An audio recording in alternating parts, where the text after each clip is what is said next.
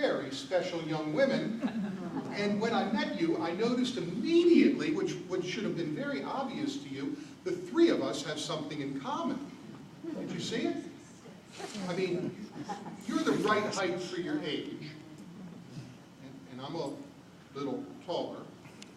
In fact, you're just the right age for you, and I'm much older. And you're built perfectly. You're just the right weight for your age, and I am much not. You know what we have in common? Wear glasses. We wear glasses. Don't you? That's what we have in common. I did when I was your age. I was breaking them all the time. And that's what I do on Sundays here when I come. Where do you get your glasses? Do you know the name of the place you go? LensCrafters. Well, they're opticians. Because, yeah, opticians are the guys who fit your glasses. I'm a spiritual optician. I come here on the weekends, and I try to take the readings of the day, and I try to focus them on the lives of all the people who come. And I've got all sorts of people, from young to old, from all sorts of backgrounds. So that's why usually on Sunday it's all confused, because it's hard to focus on everybody at the same time. It's even hard to listen to one person sometimes, right? It's easy today. You know why it's easy? Because Andre did this for me. First of all, he brought all of you here, which makes it much easier. When I see you, and I see the distances you've come, and the faith that you bring, and the lives that you've led. He also picked these readings, and I'm going to talk a lot about in just a minute. And then he lived his life. He lived his life in a very particular way, something that I was given a glimpse of by all of you when you shared his letters with me. Very clear where this soul was at. So let me begin at the beginning, the book of Genesis, the first in the Bible. He chose at first, as I said, these are Lenten readings. And they're very, very dense. They're a little tough to get into. That first reading about God calling Abraham, his only son, a very old man, Abraham, struggling to get up the mountain, with only one son, and the future of all humanity rests on the shoulders of that one son, Isaac. God calls them up on the mountain. He brings a knife and an altar, builds an altar of sacrifice. Because what Abraham knew of God is that God was an angry God. And God was a capricious God. And gods had to be appeased. Everyone in that ancient world knew that. Because they lived in fear. They lived in a world of randomness. They lived in a world that they didn't understand. We understand it much better. We know about cause and effect. We know about science and philosophy and all the things we've learned about this world and how it works. But their world was completely random. So God always needed to be bought off. That's what he assumed they were going up on the mountain to do. But God, when he pulls you up on the mountain, he pulls you up there for change. Always for change. And what changed in that moment for Abraham, for Isaac, for all the countless generations through to us is the relationship with our God changed. Not fear but love. Not sacrifice but self. He wanted to be in relationship with them and with their children who would be numerous as the stars in the sky. That's what changed. God brought us up to the mountaintop to be part of us, to be part of our lives. He understood that in the choices he made in his life. All of it of a piece, all of it a piece. He had a long life and a varied life and a life filled with all sorts of adventures, clearly. But they were all of a piece. They were all about being involved with God.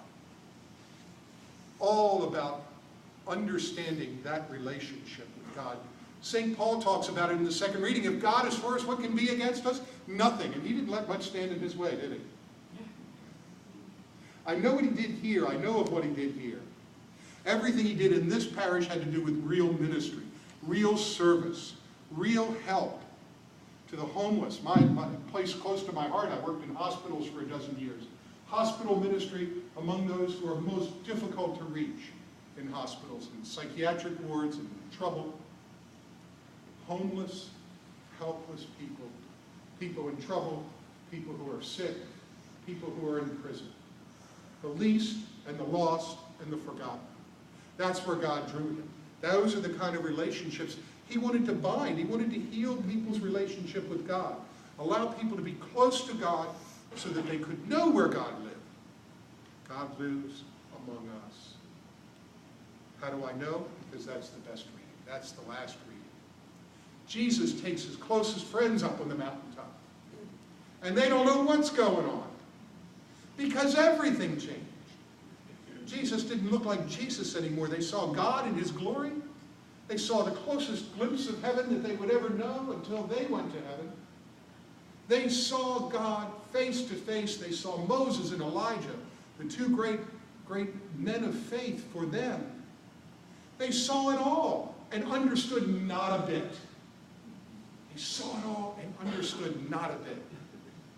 Gee, this is a great thing. Why don't we put up some tents? Why don't we build an altar here? Why don't we do something? Jesus stood there. In the glory of God, the voice of God is heard. The voice of God is heard directly as it had never been heard before, as it will never be heard again. The voice of God the Father saying, "This is my Son." Don't you get it? Don't you understand how different this is? Don't you understand what this change means? This is my Son. Listen to him. Listen to him. That's what this day is about. That's what this life is about. Listening to God. Trying to seek God in the ordinary, in the everyday. In the things at the margins of our lives, and the things that many people find troublesome and hard to deal with. Seek God there. Seek God in the midst of relationship. Seek God's presence in the midst of someone in need. Seek God in your family, in your friends, in your church, in your life, by finding God in action. In the oldest language of the church, faith is ordered to action. When I'm trying to teach you guys, I say faith does something. Faith does something. It's a verb, not a noun. You get up and you move, that's what faith is. And in the oldest language of the church, grace builds on human nature. On this guy, grace was built. Again, to you guys, I say it's a verb, not a noun. Grace is God saving us, and we're helping God do that for everyone. That's who he was. That's what he did. That's how he lived and how he loved. That's what you saw in him and what you celebrate today. And that's why, in the words of the 23rd Psalm, we know what happens. We know how this is. We know what comes next. Out of all of our life and out of all of our living, the end of the Psalm says, only grace, only mercy, only goodness, only kindness lasts. And that lives with God forever.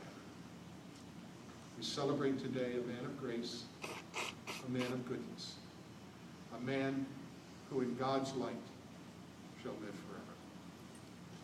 God bless you all. Thank you for being with us. And I want to especially thank you and your family and friends who helped him through his last days. You did for him what we all should do for one another. Thank you for your love. Thank you for your care. Thank you for your grace. God bless you all. Amen.